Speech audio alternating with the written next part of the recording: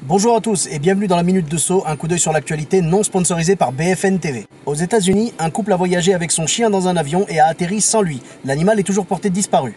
On espère bien sûr de tout cœur qu'ils vont le retrouver. Et pour les recherches, ils devraient regarder du côté des plateaux repas des prochains vols.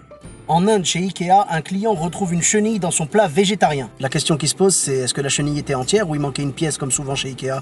À l'aéroport de Lyon, un homme s'est introduit en voiture sur les pistes de l'aéroport. Il y a eu une course-poursuite et l'homme a été arrêté. Alors, en même temps, quand l'embarquement est fini, comment tu fais pour attraper ton avion? En Allemagne, dans le cadre du Dieselgate, le premier procès d'actionnaires contre Volkswagen vient de s'ouvrir. Près de 2000 actionnaires réclament la somme de 9 milliards d'euros au constructeur pour défaut d'information. À mon avis, les relations entre eux vont se détériorer. Comme on dit chez Volkswagen, il y a de l'eau dans le gaz. Une règle d'orthographe a été créée avec le nom de Mbappé. Pour une fois qu'un footballeur nous permet de mieux écrire français. Dans le département du Doubs, des enfants ont été vendus aux enchères dans un vide-grenier. Une façon symbolique de protester contre le calcul erroné des effectifs des classes.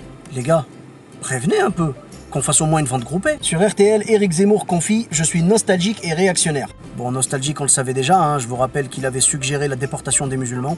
Alors je sais ce qu'il y en a qui vont me dire « Non mais attends, ça se trouve ça n'a rien à voir avec l'islam pour une fois ». Ok, d'accord. Donc apparemment, Éric Zemmour déclare regretter une époque où on avait le bonheur collectif, matériel et une idée de la grandeur de la France grâce au général de Gaulle. C'est vrai que c'est pas... Attends, on va voir la suite. Un temps plus apaisé selon lui, caractérisé entre autres par l'unité du peuple français malgré les luttes politiques, l'assimilation des étrangers à la culture française. Tu le sens arriver là ou pas? Et l'absence de femmes voilées. Ah ben voilà, là on le retrouve Ricky là. Un article avait pour titre « Laurent Wauquiez en Nouvelle-Calédonie pour échapper au flot de critiques ». Si plus les hommes politiques sont critiqués, plus ils se barrent loin, on va retrouver Macron sur Mars.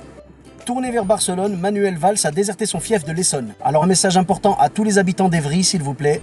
Vous avez tout à fait le droit de fêter ça, mais s'il vous plaît, respectez vos voisins. Pas de tapage nocturne, pas de tapage diurne. Marine Le Pen évoque une possible mort du Rassemblement National. T'as raison Marine, ça devrait plaire à tes militants de te voir broyer du noir.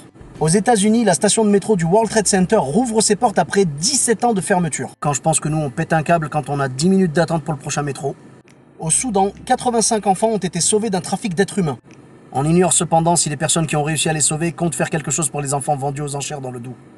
Et enfin pour finir, un homme a été sorti d'un meeting de Donald Trump parce qu'il avait fait des grimaces. Bah ouais, le seul qui a le droit d'avoir une tête bizarre pendant les meetings, c'est Donald Trump. Voilà les amis, c'est tout pour cette semaine. Merci beaucoup d'avoir regardé la vidéo. Vous pouvez bien sûr la liker, la partager, la commenter. N'hésitez pas à vous abonner à ma chaîne YouTube et à ma page Facebook Sofiane Humoriste. On se retrouve la semaine prochaine pour une nouvelle vidéo. Bis à tous, même à toi là-bas.